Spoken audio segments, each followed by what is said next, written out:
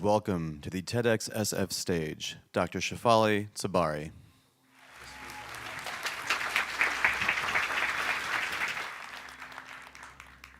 As a clinical psychologist, it is my privilege to help people explore their inner worlds, their psychological terrain. Hour after hour, I hear thoughts, emotions, feelings. This is my data. This data helps me to better understand what is it that emotionally paralyzes us. How is it that we may thrive at this thing called life? In voices that are awash with need and ablaze with yearning, my clients invite me into their history. They tell me stories of love, loss, hidden fears, and deepest desires. And let me tell you, inevitably, these stories turn to childhood. They speak of a common theme, a similar rhythm.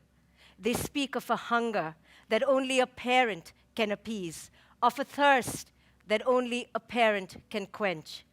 The other day, this tall, strapping man in his mid-40s, he came to explore his particularly difficult relationship with his father. Yes, we grapple with problems of our childhood long into adulthood. And he said to me, in a voice that turned plaintive, that of an 8-year-old, he said, "Will I ever meet my father's expectations? Will he ever accept the man I've become today? Or will I always be a no-good loser?" He was seeking, searching, yearning for an approval that may never come. And what about the woman in her 30s, so beautiful, talented, successful? She screamed, "What is wrong with me? Why am I this messed up? You tell me it's because my father overdosed when I was 4. But when will this pain fade?" And the woman who picks on her skin constantly, a lifetime habit, you see. She said these, pointing to the rageful scars on her body, these began the day after my mom said, "I was the reason Daddy left us." "Help me," each one of them silently shouts at me. "Who am I? Am I whole? Am I worthy? Do I matter?" Life's essential questions. But no matter what I say to them, my words do not seep in, because they've internalized another voice, you see, that of their parents, an early voice. Now try erasing that first blueprint. It runs wild, rampant, chaotic, unpredictable. It comes to be the way we define ourselves. It becomes the air we breathe. Parents, few hold a greater power or more immense a responsibility. And this is why I'm here today, to propose that we occupy the role of parenthood in an entirely different way, with a renewed curiosity, a heightened awareness, a transformed commitment. Because nothing like parenthood that needs to be at the forefront of our global consciousness. It is the core, the linchpin that affects how our children will thrive. Everything, how they take care of themselves, each other, the earth, show compassion, tolerate differences, handle their emotions, create, invent, innovate. This is where global transformation begins. We cannot expect our children to embody an enlightened consciousness if we parents haven't dared to model this ourselves. It all starts with us and how we parent. Our children are facing challenges today that we couldn't have dreamed of, and evidence suggests that they are buckling under the pressure. 1 in 5 children in America show signs or symptoms of a psychological disorder. Now that is a hair-raising statistic. 2 years ago, there were over 662,000 children in America that were in foster care. The use of ADHD drugs is on an exponential high, 274% global increase. UNICEF did a study a few years ago and found that American children ranked the second unhappiest. There was a study done in the UK of 30,000 children, and it was reported that 1 in 10 over the age of 8 reported being unhappy on a consistent basis. Something is amiss. We need to sit up, pay attention, and raise our children differently. Now, of course, parental influence isn't the only factor at play. There are confusing and colliding and chaotic influences in our children's life that shape them indeterminably. We aren't the only ones, of course. There's neurobiology, there's temperament, there's social pressures, there's poverty. We could blame psychiatry, education, big pharma, and the government, and chances are we may be right.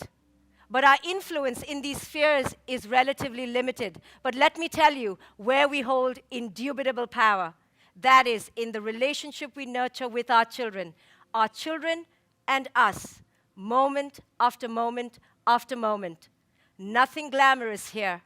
Early in the morning as they brush their teeth, as we take off their backpack, as we soothe away their tears, brush away their fears, put them to sleep at night. This is where each one of us holds transformative power. There is no excuse. Now, this isn't just some clinical psychologist here speaking of her convictions. There is real science behind this to show how the parental relationship impacts not only our emotionality and our psychology, but also our neurobiology. Here, take a look at this. 2 brains of 3-year-olds. A great difference in size. You may wonder why. An illness, perhaps, a genetic mutation? No. They differ in the quality of the relationship they shared with their mother.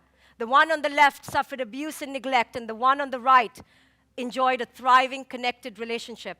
Chances are the one on the left will grow into an adult at greater risk for drugs, crime, a lower IQ, and most tragically, a diminished capacity for empathy and relatedness. Now, the mother of the child on the left certainly wasn't evil. She was probably a mother who loved her child. You know, we don't hurt our children because we're evil or ill-intentioned, certainly not out of a lack of love. We hurt our children for one reason only. It's because we are hurting ourselves, and we barely know it. It's because we are unconscious, because we have inherited legacies of emotional baggage from our own parents. We're sitting on emotional baggage that lies dormant, unconscious, waiting to be triggered at a moment's notice. And who better to trigger us than our children? They just know the buttons to push. Through our children, we get theater seats, orchestra seats to the theatrics of our emotional immaturity. You know, when we lose our temper with our children and believe that they're devils and monsters, chances are it isn't because they're that, but because they've triggered an old wound within us. They've made us feel feelings that we don't care to feel. They've made us feel powerless and out of control, helpless. And in order to regain a sense of supremacy, we lash out at them in reactivity. You know, when we pick on our children nonstop, we nitpick at them. Why aren't you like this? Why don't you do that? Why couldn't you be more like her? Chances are it's not because they are inadequate, but because we come from a place of inner lack, and we ourselves live under the tyranny of a severe inner critic. You know, when our children are disrespectful to us and cross our boundaries, and we fret and fume and commiserate with our friends about our evil children, chances are it's not because they're wild and chaotic, but because we ourselves have a problem with our leadership, with consistency, with order, with handling conflict, with saying no. You know, our children come to us whole, complete, and worthy. They're happy with 2 sticks, a stone, and a feather.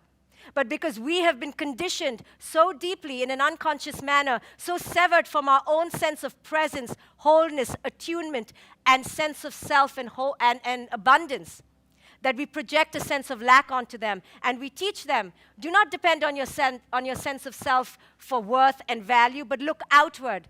Look to the Ferrari, the corporate corner office, to the casino, to the pill, to the bottle, to the needle, to spouse number 1, 2, and 3, to where you live, to where you graduate from. Because we are severed from a sense of being, we are consumed by doing. This is how we know self-value. We teach our children, you can't simply play, you must achieve. You can't have a hobby, you must excel at it. You cannot dream, you must dream big. And why really dream if you can't succeed? It is time for us to change the spotlight, to turn it inward, and change it from being the child who needs to be fixed, the child as the one with the problem, and parental evolution as the solution. The extent to which we as parents know ourselves is the extent to which our children will. The extent to which we, as parents, can love deeply, laugh loudly, risk bravely, and lose freely is the extent to which our children will know joy and freedom. The extent to which we can run out into the rain without fear of getting wet is the extent to which our children will lead lives of courage. The time to awaken is now. The parenting paradigm needs to shift. No more the parent as the greater than, but now we need to look at our children as equal, if not greater, transforming agents. Our children are our awakeners. They are our teachers. It is time for us parents to answer the call, to pause, to reflect more, to connect to our own abundance, to trust our children, to understand their brilliance, to follow their lead, to self-love, to create purpose, to enter worth, to be in gratitude. For this is how our children will absorb wholeness and abundance, fullness and spirit. And from this place, they can fly free. It is time for us parents to answer our call to our own awakening. The moment is now, and our children await.